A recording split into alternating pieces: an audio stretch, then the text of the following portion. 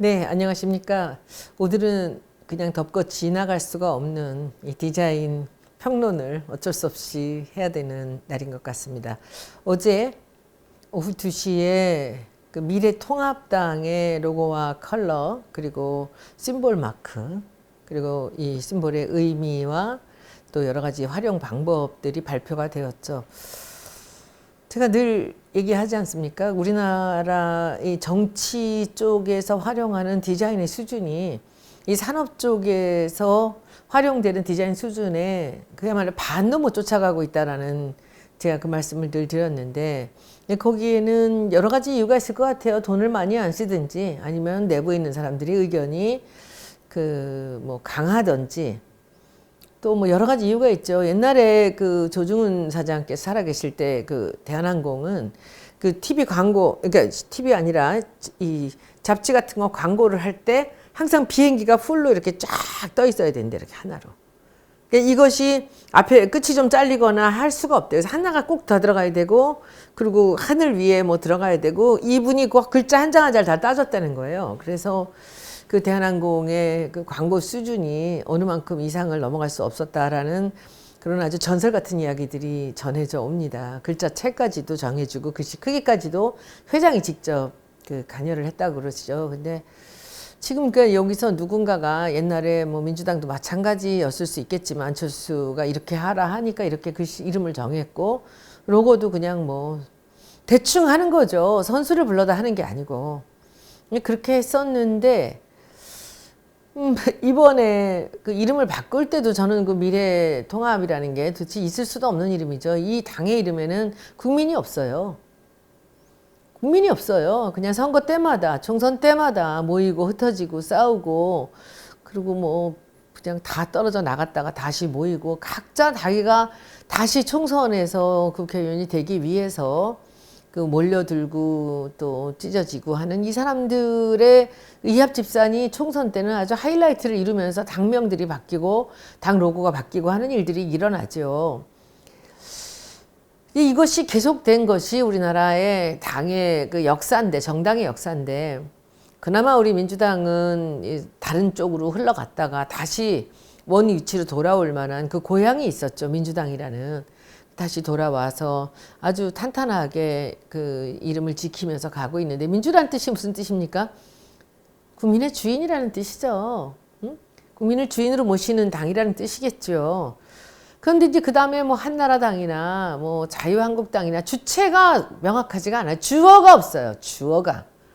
그런 이름으로 쭉 나가더니 그 뭐 이렇게 저렇게 바꾸다가 자유한국당 겨우 외울 때쯤 되니까 이제 미래통합당. 어디에 도대체 국민이 있습니까? 어디에? 미래에 있습니까? 통합에 있습니까? 미래와 통합에서 주체는 무엇입니까? 주어는 누굽니까? 뭐 국민이 없다고 하더라도 미래와 통합 중에서 주어는 누구예요? 주어가 없어요. 미래에는 통합하겠다? 미래의 통합을 위한 당이다? 누가? 누구와? 이 사람들이 지금 통합을 했다라는 것 때문에 이름을 통합으로 지었어요. 미래는. 여기 뭐 나오는 이름 중에 그 여러 가지 이름들이 있더라고요. 그 뭐 바른미래당도 있고 또 전진 뭐 이런 데들도 있고. 그래서 미래가 맞나? 근데 제가 며칠 전에도 얘기했지만 저는 그렇게 생각하지 않아요. 그 자유한국당에서 비례당을 만들면서 비례라는 말과 비슷하니까 미래를 앞에 넣어서 미래한국당으로 지어놓고 나서 보니 그 미래자를 같이 붙여주는 게 좋지 않을까 해서 그 꼼수로 미래를 붙인 것 같고요. 통합했다는 거죠, 그 다음에는. 근데 미래가 나오고 통합이 나오는데 이 단어 간의 연관 고리를 찾기가 굉장히 힘든 이름이에요. 브랜드는 한 단어가 제일 좋습니다, 언제나. 브랜드의 첫 번째 좋은 브랜드의 조건은 짧을 것입니다. 두 번째 기억하기 좋을 것. 근데 이제 이게 다 제 죄예요. 제가 더불어민주당이라는 긴 이름을 만드는 바람에 그 긴 이름들이 마치 무슨 유행같이 아무거나 갖다 붙여서 단어들을 연결하고 형용사를 붙이고 하면서 긴 이름들이 나타나기 시작했는데, 저는 더불어민주당 만들 때 민주당 혼자만 살아도 아무 문제가 없게 만든 거죠. 그런데 다른 분들은 그러면 한국당으로 합니까? 자유당으로 합니까? 이 사람들은 자유당 하면 또 옛날에 독재 생각난다고 계속 한국당으로 불러주기를 원했잖아요. 우리는 자한당으로 불렀고 줄여서 잔당으로 불렀지만, 그런데 지금 바른미래당도 뭐 바미당이 또 나쁜 영어의 의미가 있다고 해서 뭐 바른미래당, 바른당, 미래당 약자는 별로 안 썼을 것 같아요.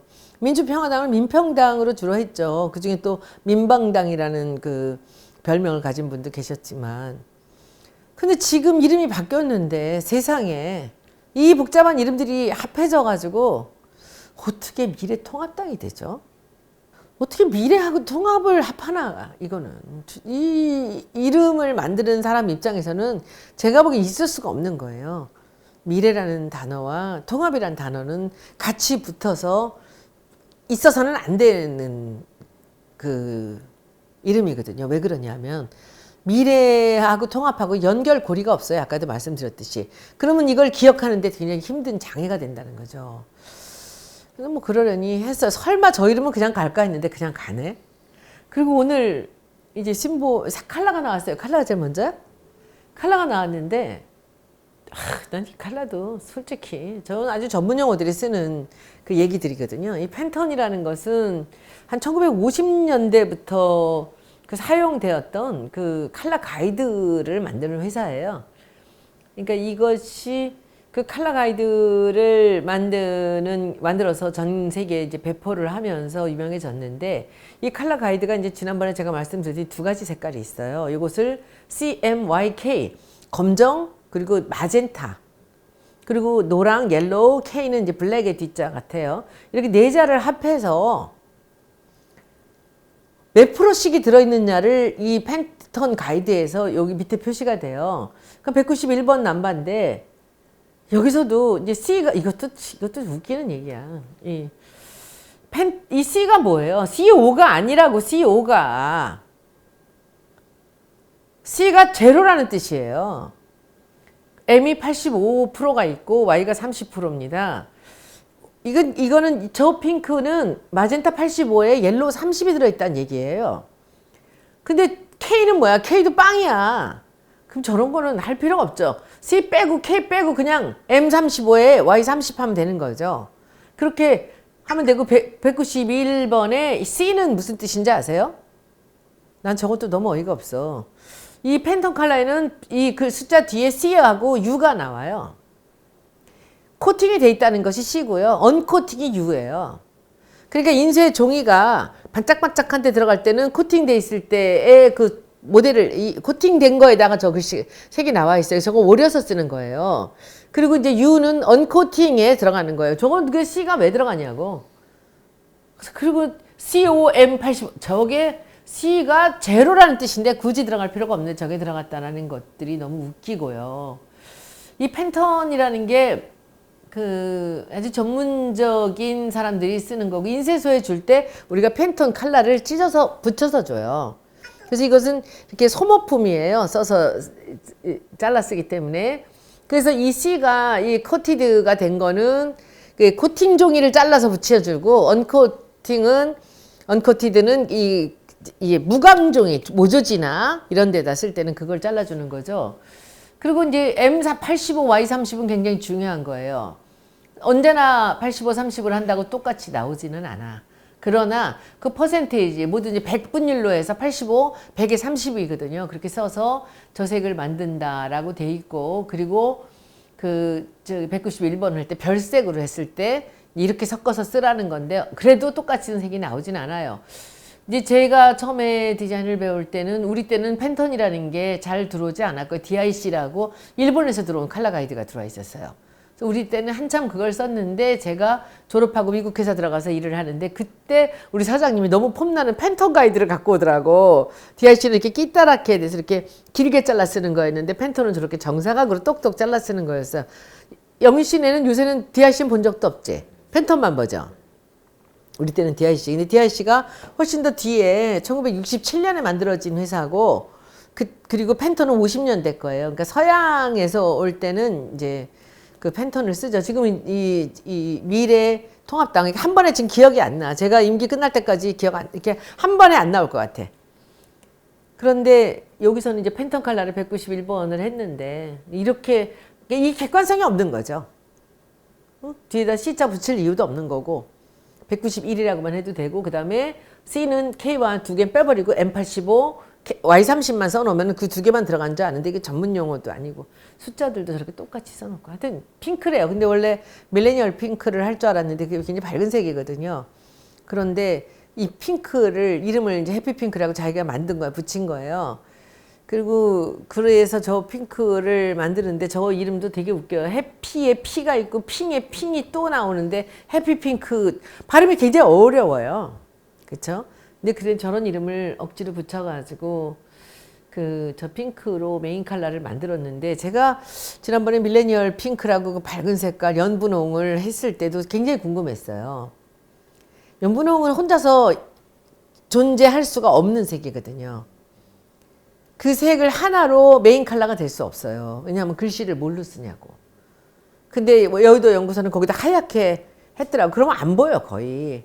그러면 그 위에 어떤 진한 색깔이 올라가야 되는데 그 얘네들이 도대체 밀레니얼 핑크에다 무슨 색을 올릴 것인가 제가 보는 관건이었어요. 저 같으면 말할까 말까. 하지 말까? 저 같으면 뭐 색을 했을 것 같아요. 핑크, 연핑크에 가장 잘 어울리면서도 지적으로 어떤 이미지를 낼 수 있는 두 번째 컬러를 하나를 갖고 왔어야 돼요. 그래서 이분들이 무슨 컬러를 갖고 올까를 제가 주시하고 있었는데 저 위에다 빨간색으로 글씨 쓰더라고. 그 잘못하면 이상한 방향으로 가겠구나라고 보면서 제가 오늘을 기다렸어요. 무슨 색을 썼을까? 근데 웬걸 밀레니얼 핑크를 그렇게 떠들어 놓고는 그 핑크를 버리고 핫핑크에 가까운 이건 핫핑크 아니에요. 핫핑크를 M100 정도를 핫핑크라 그래요. 근데 핫핑크에 가까운 그 핑크를 이도 저도 아닌 핑크를 해놓고 해피핑크란 이름을 붙여서 메인 컬러를 했습니다. 어떻게 활용하는지 보겠습니다. 그리고 나서 이 로고가 나 참 이걸 보면 내가 정말 미치고 펄쩍 뛰겠는 게 내가 이 교수였다면 내가 이 종이를 말아갖고 이걸 만든 애들을 머리를 막 때릴 것 같아. 니네들은 도대체 무슨 생각을 하고 로고를 쓰는 거냐. 한글 로고를 쓸 때 아주 중요한 그 점이 있습니다. 특히 단어가 한 단어가 아니고 두 단어가 섞였을 때. 그렇죠? 여기 세 단어라고 볼 수 있어요. 미래와 통합과 당이 있어요. 이럴 때 그 디자인하는 학생들로 하여금 이것을 이 정해진 대로 법대로 이렇게 갈 게 아니라 이 뜻을 알아야 돼요. 그러면 여기서 미래와 통합과 당 중에서 제일 중요한 단어가 뭐냐고. 손혜원 TV에서는 영윤 씨가 항상 얼굴 없는 남자로 항상 서브 그 조연으로 나오는 것 같아. 영윤 씨, 이 중에서 제일 지금 중요한 단어가 뭐냐고요? 미래죠. 통합은 니네들의 얘기고 미래는 국민들한테 하는 얘기라며. 국민들한테 미래를 제시하면서 어쩔 수 없이 니네가 통합했다며. 근데 이 생김새 좀 보세요. 제가 저한테 종이로 마른 걸로 맞는다니까. 니네들 머릿속에 도대체 무슨 생각을 하니? 모든 로고를 만들 때는 이름을 질 때도 마찬가지지만 로고 만들 때는 대상이 주인이 돼야 돼요. 이것을 불러주고 찍어주고 그리고 당원으로 가입하는 사람들을 위한 이름이 돼야 돼요. 만드는 자 몇 명의 이름이 아니라. 그럼 미래를 강조하는 로고를 만들었어야 되는 거거든요. 참 이걸 보면서 미래는 받침이 없고 통합당에는 받침이 있어. 그럼 미래는 그냥 버려진 거예요. 국민은 버려지는 거야. 자기들의 그 유불리에 따라서 언제든지 국민들의 미래는 청년의 미래는 버려지는 게 지금 이 로고에 나오고 있습니다. 이거는 제가 확대 해석이 아니에요. 로고는 쓰는 대로 상대방한테 전달이 됩니다. 통합이 중요한 게 아니라 미래가 중요한 거예요. 그 미래를 확대를 했어야 돼요. 통합은 니네들끼리의 난 마이 비즈니스야. 그거는 니네들끼리 당신들이 필요해서 모였다 헤어졌다 하는 거지. 그게 국민들하고 무슨 관계가 있냐고. 미래죠. 앞으로 낼게. 그래서 보고 참 색에서 참 놀라고 그리고 다시 저 로고에서 또 놀랍니다. 아 이번에 심볼이 나왔어요. 저 심볼을 보고 저는 저 심볼을 보고 너무 재밌다고 생각했어요. 저 미음자를 했나? 미래. 그래서 저게 뭘까? 뭔가 이 오른팔로 이 뭔가 저 모양은 저기 헌혈할 때 피잖아요. 근데 핑크로 해놓고 무슨 피야? 그럼 머리는 뭐야? 네모가 나와요. 저 피를 얘기한다면 머리는 차라리 동그라미가 정원이 있는 게 나을 텐데 정원으로 하면 저 피에서 보이는 그 아크만큼보다 작아지니까 아마도 네모로 한 모양인데 네모도 끝에 굴린 거나 이런 게 좀 애매모호한데 이게 뭐지? 무슨 글자를 형상화했나? 이게 뭐지? 왼팔 오른팔 조형적으로 문제는 없어요. 이게 뭐지? 하는데 여기 뜻이 나와요. 내가 이거 보고 되게 웃겼어. 여기 보면 우리 자유 대한민국에는 굳이 대한민국에 자유를 저렇게 죽어라고 붙이고 자유민주주의를 해요. 자유당이 이 당의 시작이어서 그런가. 자유가 없어도 얼마든지 우리 자유는 누리는 거지 말로 하는 게 아니거든요. 자유 대한민국에서는 기적과 승리의 땀방울로 이루어진 DNA가 있습니다. 기적과 승리. 이거는 다분히 이 박정희 대통령이 나옵니다. 자유에는 이승만 대통령이 나오고 행복한 국민을 향한 통합의 땀방울들이 모여 아마 열심히 일해서 뭐 한국이 재건되고 뭐 잘 살게 됐다라는 얘기를 계속 하니까 거기서 박정희 대통령의 얘기가 땀방울과 DNA로 나오죠. 그런데 너무 웃기는 게 그 뒤에 마지막 보세요. 미래통합당의 붉은 피 한 방울 DNA가 됩니다. 땀이 모이면 피가 돼요? 그건 뭐 제가 보기에는 우리 그 민주당에 계신 그 피 흘리며 싸웠던 분들한테 여쭤봐야 될 것 같아요. 피하고 땀이 항상 같이 대비가 되면서 나오기는 해요. 근데 피하고 땀은 좀 다르죠. 근데 이 사람들은 땀을 2번 얘기하고 나서 땀이 모여서 피 한 방울이 된대요. 그 DNA는 땀에도 있고 피에도 있어요. 그죠? DNA를 우리가 분석하면. 그래서 뒤에 또 나와요. 새로운 로고는 이 로고라는 건 이 심볼 마크 얘기하는 겁니다. 이런 자유대한민국의 DNA가 국민 한 사람 한 사람의 가슴에 모여 국민들의 행복과 희망을 끌어안는 끌어안는 좀 이상하죠? 끌어안은이겠죠? 끌어안은 우리가 친 거야? 그 사람들이 한 거야? 끌어안은이겠죠? 이거 끌어안겠습니다. 이거 우리가 썼어? 거기서 온 거야 그대로? 끌어안는다. 끌어안다지. 끌어안은이야. 글쎄요. 끌어안는 그냥 진행형이야? 응? 뭐야? 어쨌든 끌어안는 몰라. 이거는 절대 줄이지 마요. 다 넣어. 끌어안는이 맞을 거야. 우리가 보통 끌어안다야. 끌어안다. 모르겠어요. 하여튼 끌어안는 모습을 형상화하였습니다. 라고 홍보본부에 설명이 나왔습니다. 한번 아까 있는 글씨와 그 심볼이 합해진 조합을 한번 보시겠습니다. 조합이라 그래요. 이런 거는. 이게 이제 같이 저렇게 조합이 들어있어요. 근데 저 마크하고 글씨하고 간격을 저렇게 좁혀놓은 이유가 뭔가 되게 이상해요. 저 마크는 저 이름을 부르는데 도움이 돼야지 저렇게 크면 안 돼요. 근데 이 조합도 되게 이상해, 크기가. 제가 그랬잖아요. 디자인에서는 어떤 의아하다고 할 때 질문이 나왔을 때 대답을 못하면 이상한 거예요. 근데 대답을 듣기도 전에 이건 조합이 틀려 먹었어요. 이 명함에다 한번 넣어보세요. 저걸 작아지죠, 글씨가 많이. 상명을 할 때는 선거를 치러야 되기 때문에 저 마크 크기하고 글씨하고 아주 적절하게 맞아야 돼요. 그래서 우리 더불어민주당 할 때는 이쪽 끝에 붙었잖아요. 안 붙여도 그만이게. 이것도 안 붙이면 그만일 거예요. 근데 글씨가 너무 평이해가지고 안 붙였을 때 굉장히 애매하죠. 저 같은 미래하고 통합하고 사이에다 넣든지 좀 사이즈를 다시 만들었을 것 같아요. 그러니까 이걸 심볼이 하나 필요하다라고 해서 넣었는데 이상하게 들어가 있어, 조합이. 그래서 왜 저렇게 했지?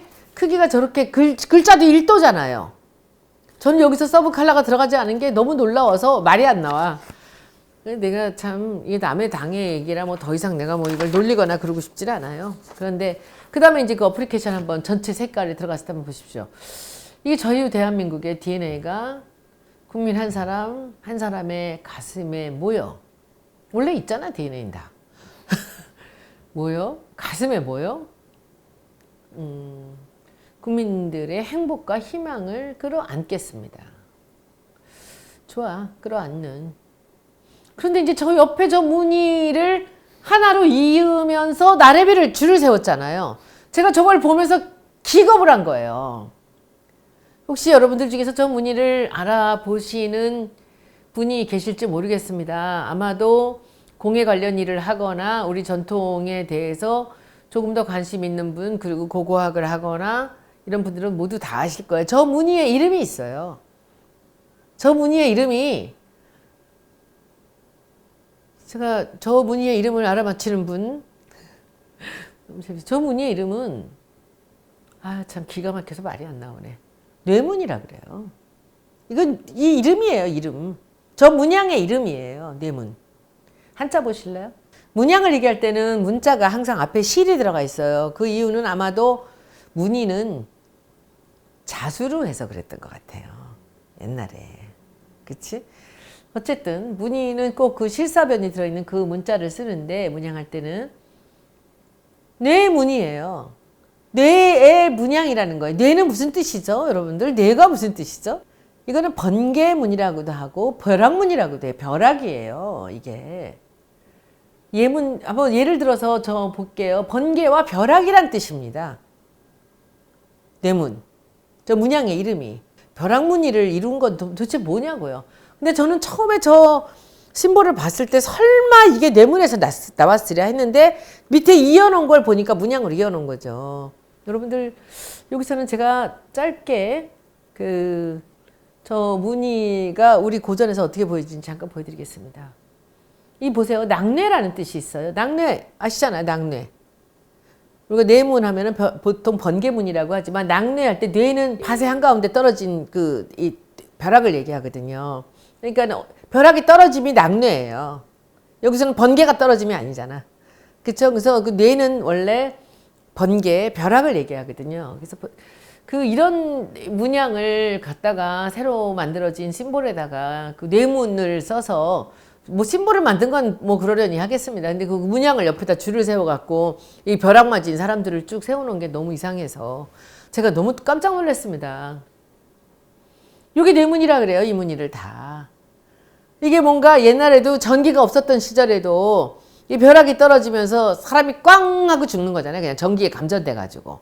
이 감전되는 이 형태를 이렇게 보여지는 것 같아요. 전기가 들어가는데 이 전기가 없었던 시절에도 이 뇌문이 있었다는 거지. 뇌문은 기원전에 있었던 문이에요. 그리스에서도 나와요, 저 뇌문은. 그리고 뭐 페르시아 문양에 다 나오고요. 뭐 중국 문양이라고 사전에 나오는데 아니거든요. 그보다 먼저입니다. 페르시아, 그 다음에 이제 아랍 문양에서도 굉장히 많이 쓰이고, 우리나라에서도 나전칠기 가장자리에 쭉 들러가면서 끊음질로 이어진 문인 다 뇌문이라고 불러요, 우리가. 이런 무늬를 뇌문이라 그래요. 이게 뺑뺑 돌아간 것도 있고 한 번 돌아간 거, 두 번 돌아간 거 다 있습니다. 이것도 다 뇌문이에요. 왜 이런 걸 하나. 지난번에 그 달팽이 같이 생긴 것도 이런 이렇게 돌아가는 느낌들을 좀 가졌잖아요. 그쵸? 근데 왜 뇌문을 하필이면 사람을 해가지고 DNA가 어떠니, 핏방울이 어떠니, 땀방울이 어떠니 하면서 왜 이 벼락 맞아서 쓰러지는 전기가 감전되는 거라서 같이 생겨서 뇌문이거든요. 뇌문을 썼는지, 이걸 한 사람이 저걸 알까? 이 무늬도 뇌문이라 그래요.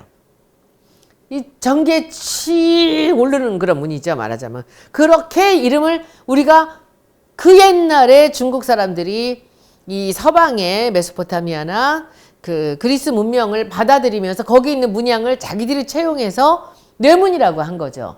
그리고 그들이 그 풀초, 이파리들을 갖고 이 덩굴무늬를 갖고 만든 문양을 자기들이 중국에서 뭐라고 붙였죠? 이름을 당초문이라고 붙였죠. 당초문양의 영어 이름은요, 아라베스크예요. 그게 원래가 식물 당초 풀무늬들을 얘기하거든요. 그러니까 덩굴이라는 얘기인데, 그러니까 이 뇌문도 원래 그리스는 자기네 거라 그러고 페르시아는 자기네 거라 그래요, 이 뇌문을. 그래서 제가 거길 가서 다 봤어요. 이란에서도 그 옛날 기원전에 이 돌무더기에서 이 문양이 많이 나오고요. 그리고 그리스에도 이 문양이 아주 많이 나와요. 근데 사람들은 중국을 통해서 우리한테 들어온 문양이라고 생각해요. 굉장히 고전적인 문입니다. 이름을 붙인 것은 또한 이것도 기원전에 중국 사람들이 붙였을 거고요. 이것이 이 중국이 뜻글자다 보니까 한자에서 이 전기 올라서 사람들이 감전돼서 죽을 때 이렇게 씩 오르는, 왜 이렇게 손에 전기가 오르는 찌릿찌릿하는 이 느낌을 아마 이렇게 그림으로 표현해서 내문이 된 게 아닌가라는 제 뇌피셜입니다. 이런 문이에요. 이게 내문이에요. 내문은 굉장히 다양해요. 빙글빙글 돌아가고 좀 약하게도 돌아가고 많이도 돌아가고 덜도 돌아가는데 이제 이 내문의 특징은 이게 줄을 이어서 연대를 이루어서 한 줄로 연결돼서 끝자락에 주로 많이 활용되는 그런 문이거든요. 그래서 이런 문양을 여기 보세요. 이것도 내문이에요. 저거 옛날에 우리나라 종인데 저 위에 저거. 그러니까 뭐 금속이나 목재나 나전이나 돌이나 어디나 저 무늬가 나와요. 저 끝을 장식할 때 주로 할 때 그 물의 중간에도 이렇게 나오고요. 그래서 저 무늬 또 내문입니다. 뭐 핑크에 대해서도 이 밀레니얼이라 핑크를 그 쓰기 불편했다면 거기는 당연히 진한 색 하나가 이 서브 컬러가 하나가 오면서 핑크를 살리는 방법으로 가지 않을까라는 저는 생각을 했었는데 그것도 아니고 핫핑크도 아니고 그 어중간한 핑크를 해서 이것을 해피 핑크 이름도 불편해요. 그렇게 해서 만들어서 그 1도를 쓰겠다라고 이렇게 발표를 하는 도대체 이 자신감은 정말 남들의 생각은 아무 필요 없다라고 하는 이 자신감은 도대체 어디서 오는 건지 이건 뭐 제가 무슨 디자인 선생으로서 디자인과 교수 출신으로서 제가 이건 도저히 제가 정말 넘어가기가 어려운 그런 부분입니다. 그래서 뭐 그래봤자 우리 일 아니니까 그렇지만 가슴이 아파요. 그리고 이제 여러분들이 많은 얘기를 하시죠. 얘기해 주지 마라. 뭐 지적이야 못하겠습니까? 문제를 해결하는 방법은 얘기 안 하겠습니다. 근데 이런 식으로 디자이너들이 또 일을 했을 텐데 이런 데서 이렇게 이용당하면서 욕은 디자이너가 다 먹겠죠 나중에. 그쵸? 잘못된 건 디자이너들이 욕먹고 그리고 잘된 거는 자기들이 잘했다고 하겠죠. 너무 가슴이 아파요. 이 작업을 했을 그 디자이너들을 생각하면 너무 가슴이 아프고 앞으로 저 색을 맞춰 나갈 그 인쇄소나 이런 데들도 너무 정말 딱하고 그리고 이제 우리가 궁금하게 여기는 거는 도대체 후보들의 점버 색깔은 무슨 색일까? 뭐 빨간색도 그렇게 입었으니까 핑크를 못 입을 바는 아니에요. 근데 그걸 핑크색 옷을 입으면 글씨는 뭘로 쓸까? 기호는 뭘로 쓸까? 서브 컬러가 없어. 그쵸? 그런데 이미 지금 밀레니얼 핑크에서 해피 핑크로 넘어가는 바람에 이 서브 컬러가 쓰기가 아주 어중간해. 지금 이 컬러는 흰색하고밖에 어우러질 수가 없어. 그러면 우리가 일생이 태어나서부터 죽을 때까지가 우리 80세를 본다면 이 사람들이 쓸 수 있는 활용할 수 있는 건 여기서 50, 40대 중반까지밖에 없는 거예요. 왜냐하면 색이 흰색에서 검정색까지의 이런 스펙트럼을 볼 때 지금 이 여러분들이 해피핑크라고 하는 것은 딱 40세 정도에 있단 말이에요. 그럼 이거하고 흰색 사이에서 이거밖에 못 써요. 더불어민주당은 여기서부터 저 끝까지 쓰는데.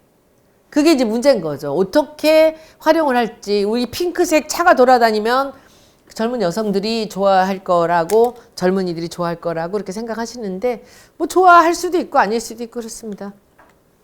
너나 잘해라고 여러분들이 저한테 얘기를 하시는 것 같습니다. 저는 저대로 열심히 할 거고요. 참 걱정됩니다. 저 로고 갖고 저 벼락 맞은 저 문양 갖고 심볼을 만들어 가지고 이 땀방울을 핏방울이라고 우기고 저거 어떡하나. 그리고 저 로고와 저 당명 그 글씨하고의 그 간격이나 비례 같은 것들. 그러니까 디자이너라면 정말 기본으로 해야 될 그 완성도가 어느 하나도 해결이 안 돼 있는 그런 상황입니다. 제가 드리는 이 평론은 디자인 평론은 전문가가 전문적인 관점에서 보는 얘기이기 때문에 뭐 내 생각이 옳고 네 생각이 옳고 얘기할 필요는 없는 거예요. 저는 이만 하겠습니다.